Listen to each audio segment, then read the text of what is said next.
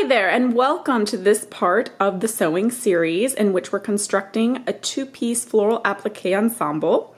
And here we are actually making up the Peplum Blouse, as you can see. Now this is part of a sewing series, so I will go ahead and link all pertinent videos in the series in the description box down below, so you can follow along if you so wish. And here we have the Peplum Blouse constructed about as far as I can go before I have to add the appliques. So you'll notice here, if I come down to the hem of the peplum, I'm just going to give this a tug under here. Here's my lining, which I obviously have not tacked down at the waistline, and the same is true of the lining that lines the bodice portion. That's not tacked down here either, because when I go to add my floral appliques, which you can see here if I get close, you'll see that I have some little thread markings and whatnot here, and those are the points that I'm actually going to stitch down my applique. And obviously if I have my lining actually sewn down, I run the risk of actually catching my lining when I actually go to stitch down my appliques. So I'm just leaving that free floating for now, and my last step will be to hand sew the lining down. But I've gone ahead and inserted it now, because once I put the floral appliques on, it's going to be difficult to maneuver through the sewing machine without crumpling my appliques. So I sort of basically stitch the edges of the lining down first.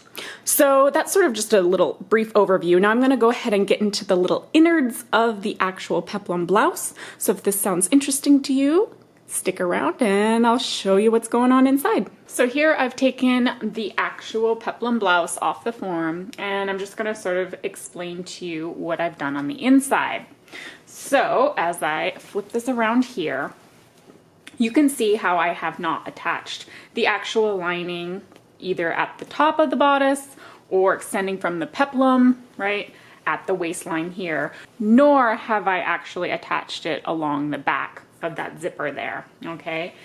Or have I attached the actual sleeve lining down. Right now it's just pinned in place. So everything, as I mentioned, is just very free floating at the moment because I need to get my appliques put in place before I actually go stitching anything down permanently in regards to the lining. So I'm sure the first thing you'll notice is that my fabric is completely fused with a lightweight tricot knit interfacing. Okay, that's what all this little white stuff on the interior is. Relatively lightweight, and that's because of the fabric that I'm working with. It needs some stability.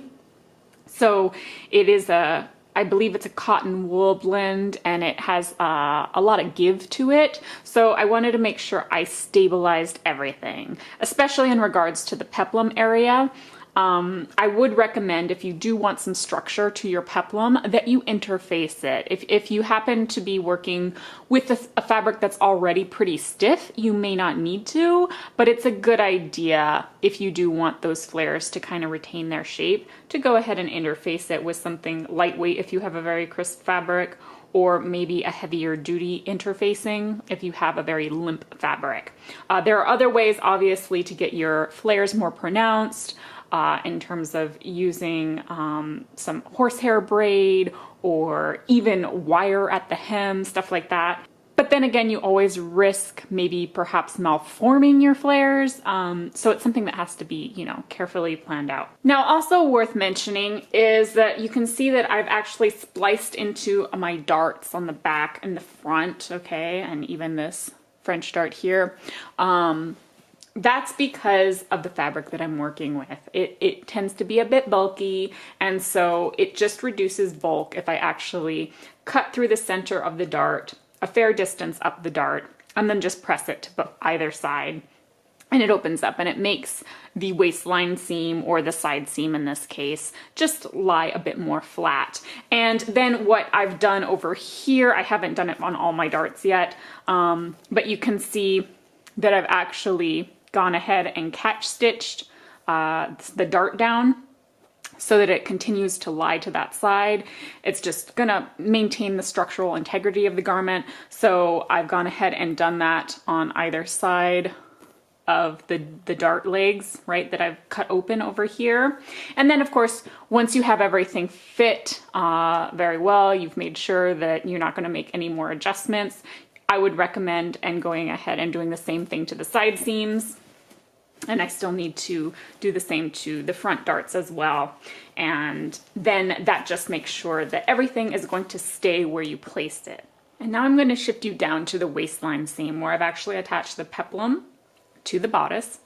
And you can see here that I have sort of slit into that peplum seam allowance occasionally. And that's basically at the points where my flares occur. So obviously when I did my pattern markings, when I transferred it to my fabric, I did mark my flare points, and I knew that I was going to need to slice into my fabric a bit there just to help that flare stand out a bit more. It really eases up the fabric because it becomes difficult to sort of stretch around because you're essentially really having a very angular shape. You're trying to fit that into a circular shape. So you need to actually snip into your fabric some. And when I'm ready to go ahead and attach my lining, I'm probably going to trim this a bit more, okay? Just to, once again, make sure that I've reduced on bulk as much as I can. And so after I finished attaching the peplum to the bodice, after taking care of most everything I could in the core bodice area, okay, without attaching the sleeves yet, I then went ahead and inserted my zipper. And with this fabric, if I can sort of get things a bit more sorted here, you'll notice maybe, if I can zoom you in here, let's see, that there's a relatively abstract pattern here, okay?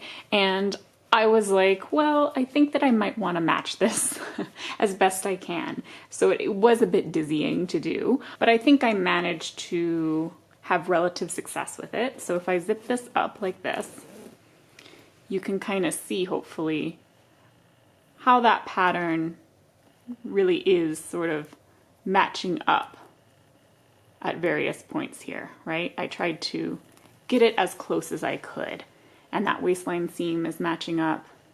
And you really can't tell where the end of the zipper is because I inserted an invisible zipper, and I obviously, when you insert an invisible zipper, you stitch the actual remainder of the seam after you insert the zipper so you don't get a bubble at the end of it. So I think that that came out pretty nicely. So there it is in full view, all zipped up and nicely matched. And so after I inserted my zipper, the last major thing left for me to do was the sleeves. Which I know easing in sleeves is never fun. And I will mention, because I didn't really talk about this in the previous videos where I actually taught you how to draft this bodice from the fitting pattern, I am using these sleeves from the actual Vogue fitting shell that I used for the actual bodice. So I just took the sleeves and altered them a bit. Really all I did essentially for those sleeves, because they are a bit boxy, was I tapered them toward the wrist. I took out maybe 1/4 of an inch, maybe a little bit less than that, as you know, down from the elbow, just to give it a more tapered look. But other than that, I just would do any other alterations that I do with sleeves, which is, making sure that they're the appropriate length and whatnot. But other than that, they're the standard sleeve. So now when I eased in the sleeve, I'm gonna try and scooch my lining that I have here out of the way. There we go, okay. You can see that here's part of the sleeve head seam allowance, okay? And I've left that there. And the only reason I'm gonna mention this really is because if you want a sleeve head that actually, retains its shape fairly well, it sometimes helps to have a bit of fabric that overlaps into that sleeve head, okay? And here, because we've eased the sleeve head in, I've left a generous seam allowance, okay? More than your 5/8 inch seam allowance. And since it's been gathered basically into that arm side, it sort of gives a nice little ruffle, a nice little fluff that allows the sleeve head to sort of, gracefully fall over, just like that. Now, there are other ways to do this, which gives a more tailored look. You can insert some lamb's wool, you can insert some silk organza ruffling, right? Which sort of also helps just to fill out that sleeve head a bit. And then one of the most important things, I think, in actually getting a sleeve head that doesn't look too distorted or malformed, or sometimes just sad and weepy. Sometimes I think we overpress because we've been taught so much to always press our seams. And so sometimes actually you may not even want to really press the sleeve head really. I mean, definitely you'd probably want to press underneath, right? And maybe along the side a bit. But when it comes to the top of the sleeve, you know, less is more, okay? So you might want to give it a little steam and maybe like sort of shape it with your hands a bit, but don't take your iron and really press into it because that can really start misforming your sleeve head. So that's all I really want to mention about that, is sort of just giving a little loft. And it also depends on what fabric you're working with, right? If you're working with something really stiff and you know it has a lot of crispness to ease in there, then maybe you don't want to do this so much. Maybe it's going to be fine on its own. But if you're working with a softer fabric or like a wool and whatnot, you'll see that this is common in tailoring and whatnot, just to sort of fill out that sleeve head a bit more. And so once you basically have your entire blouse assembled, the actual shell assembled, including the sleeves, then you're free, if you so desire, to go ahead and attach the actual lining at the edges of your garment by machine. Now you don't have to do this if you want to actually insert the lining entirely by hand after you know, stitch on your appliques. That's totally okay. I just feel that actually inserting the lining partly by machine is going to save you a little time, and that's why I would insert the lining part way now before we do the appliques, and such that after we do the appliques we don't have as much hand sewing to do. But we don't want to insert the lining entirely by machine afterwards because we run the risk of really mussing with our appliques. So that's why I'm doing it this way. So what I did for the lining, and once again, the lining is entirely optional, but you'll probably want to do a facing, right? Obviously. So what I did was I did a facing. I went ahead and attached my facing, which I then attached to my lining. And I designed my pattern like that, as I described in the previous video when we went ahead and actually drafted our pieces. So I did that, and then I did the same for the peplum, okay? I just basically copied the same pattern for my peplum, went ahead, stitched it all the way around the edges and partway up that back seam, leaving room to go ahead and hand sew it down next to the zipper. And I'll eventually go and hand sew this waistline seam of the peplum to the waistline of my actual garment, and the same with my bodice. I'll be sewing the waistline seam of the bodice lining to the waistline shell of my garment and along the back zipper edge. It's already pressed in place so that I can easily hand stitch that down. And I've also made a sleeve lining and sleeve facing, as you can see here, which I've pinned in place. And obviously I will be slip stitching this or maybe fell stitching it down as my final step. You don't have to add a sleeve lining, but I made a nice silk charmeuse lining, and you know, having that nice silky sleeve to slip into is always a nice finishing touch. And the lining, I will mention, I assembled exactly the same way as I assembled the shell, okay? So really nothing to mention there, except for perhaps the fact that when we do come to, you know, those final steps, and here you see that I have my silk charmeuse sleeve fitted into the arm side in the exact same way I did it on the actual shell. Just to make sure everything stays in place before you actually stitch, you know, the waistline seam of your lining down, what you'll probably want to do is go underneath and add some little tacks, you know, at the underarm seam, just to make sure that these two sit flush together so that your lining isn't gonna, you know, move around too much. And you can go ahead and attach one at the shoulder as well.